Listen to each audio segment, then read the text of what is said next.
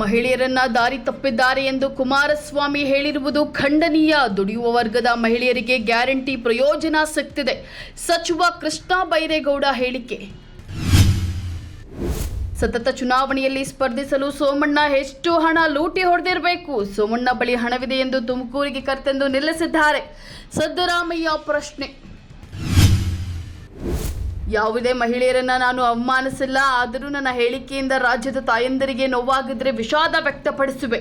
JDS ರಾಜ್ಯ ಘಟಕದ ಅಧ್ಯಕ್ಷ ಎಚ್.ಡಿ. ಕುಮಾರಸ್ವಾಮಿ ಹೇಳಿಕೆ.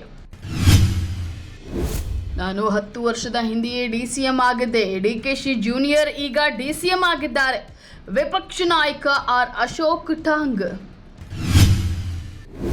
ಪಶ್ಚಿಮ ಉತ್ತರ ಪ್ರದೇಶವನ್ನು ಪ್ರತ್ಯೇಕ ರಾಜ್ಯವಾಗಿ ಘೋಷಿಸುತ್ತೇವೆ. ಹೈಕೋರ್ಟ್ ಪೀಠ ಸ್ಥಾಪಿಸುವುದಾಗಿ ಮಾಯಾವತಿ ಘೋಷಣೆ.